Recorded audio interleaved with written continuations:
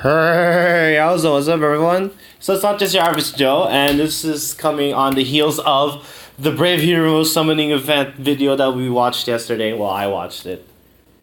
I'm assuming if you're watching this video, you watched it too. Anyways, so before anything, I wanted to talk about what people have so far about the Brave Heroes and see what we saw. So Roy, for example, this is important because they show the stats.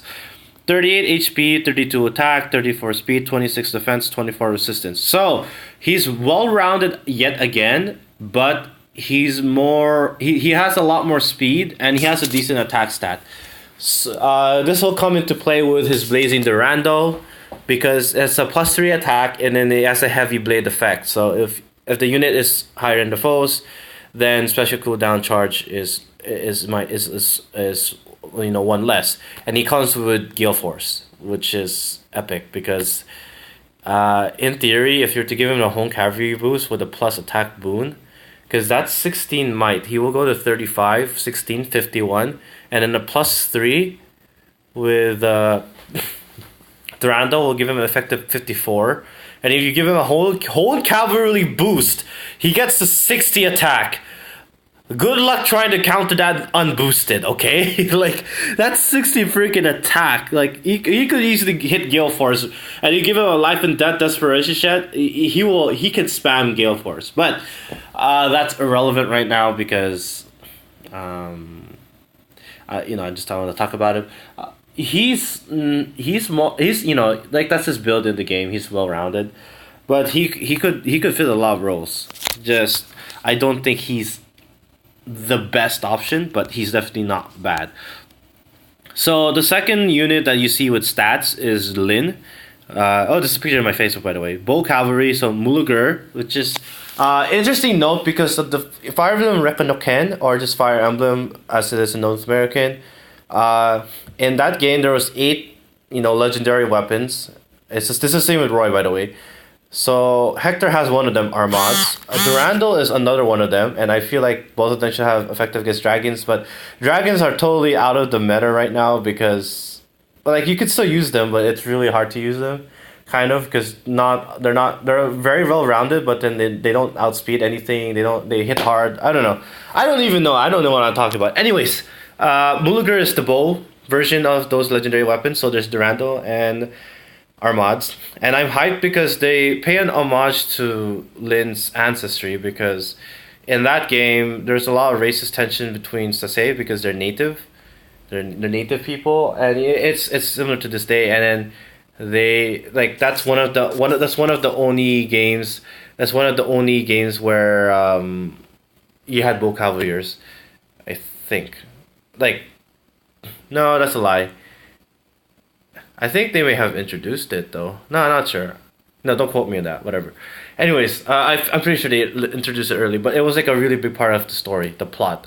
However, I think there was only one in Lin's game, and that was Wrath, and 2 in Roy's game, which is Su and Shin. I think.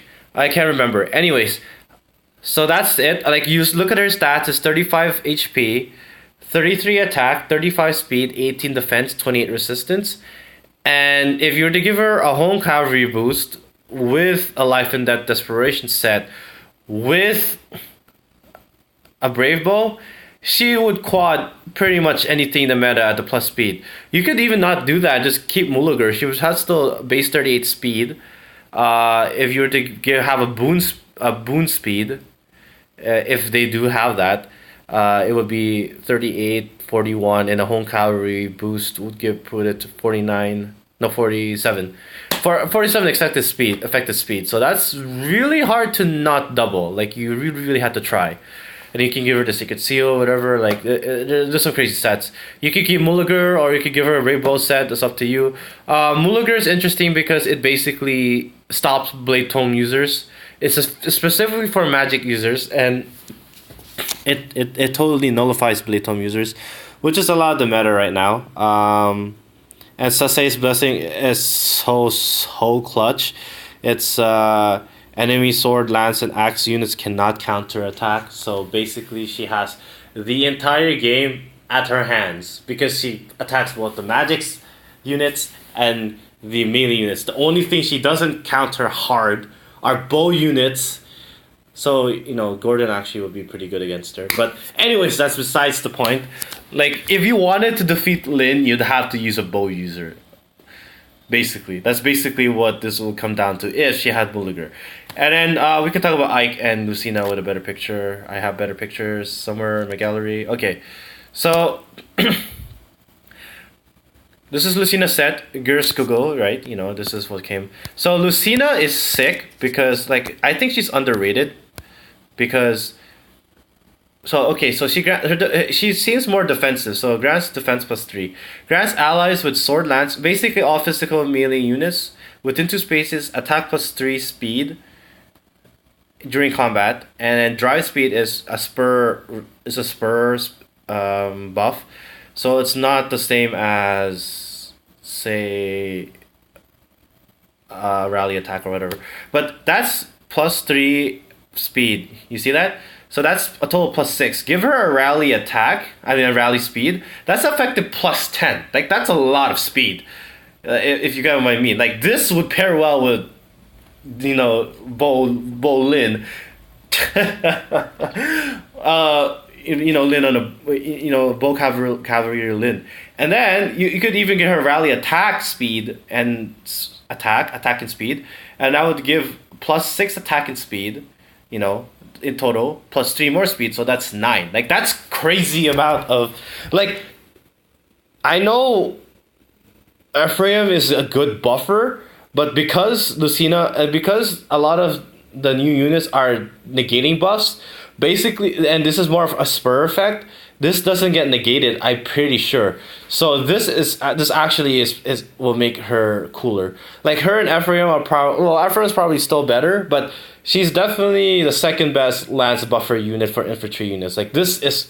And then, this is not even for just lance... this is not just for infantry units. You can use this for anyone. Just the Gers Kugel and the drive speed +2. You don't even need the rally. The rally's just above and beyond what you need. So, I'm hyped for that. And then my favorite one, oh my goodness, Ike's. Okay, so I don't know what set Ike's gonna have, but depending if he's more resistance based or defensive based, or he's just more of a defensive unit in general, Irvin is basically made to counter Reinhardt. So it's a killing edge effect, and then so you need the consecutive attacks damage to second attack reduced by 80%. So imagine if Ike was slow. That means that not even just Reinhardt hits, just in general, if he's doubled, the second attack does less damage. So if you want to counter this guy, you have to depend on the first hit. I think I'll still be okay with my Sonic depending on their resistance stats, but even then, I'll still be okay. But for a lot of other people who may not have the fortune of having her, or who had no interest in working on her, you might have to work on something else. But I'm so hyped for this. I called this too, man. I called this. I knew he'd come with Irvin. That's his dad's axe. And then he has Bjork's Blessing, so this is an homage to his game, Radiant Dawn, especially, and Path of Radiance, especially because that was one of the main focuses of the game. So effective against flying cavalry units. So flying units, you're getting really, really debuffed right now. Foes units from Fortify are nullified during combat. So unlike Lin's, where it's just magic users, this guy's in general. So this guy nullifies all boosts. So cavalry units have nothing on him because he nullifies it. Flyers will have nothing on him. Tome users will have they still have something on him, but not as much. This could be a really great counter to Lin too. Bow Cavalry Lin, because in theory he would be getting outsped. This is some crazy stuff. I wish Irvin had a distant counter effect, but if you had to give a distant counter right now, I would definitely suggest you do it with Ike, because that would make him that much more annoying, because he's a good unit to bait out hits. That's what his role looks like right now, and he can dish out hits as well. I keep saying a lot, but if he's based off his Radiant Dawn skill set, his stat distribution, he would have a decent attack stat, high speed, very good defense stat, and then a middling resistance stats with high HP. I keep saying But I have no idea what his set's gonna be. Even if his resistance is a little low, it might not be as good of a counter to Reinhardt. But he does nullify those boosts, so that's something to keep in mind. And he is a green unit. So yeah, that's everything. I just wanted to chat about the units that came out, all the information that came out, all that we know, and I already gave some build ideas, but I just wanted to not really analyze, but it's more like this is what I got. This is what I got so far. I'm gonna talk about it, and then let's see where it takes us. So it's good to have a conversation. So anyways, yeah, that's gonna be everything. There's nothing much more to say. I'm gonna have a lot of videos coming out today. Well, at least I hope. So thank you for watching, and later days.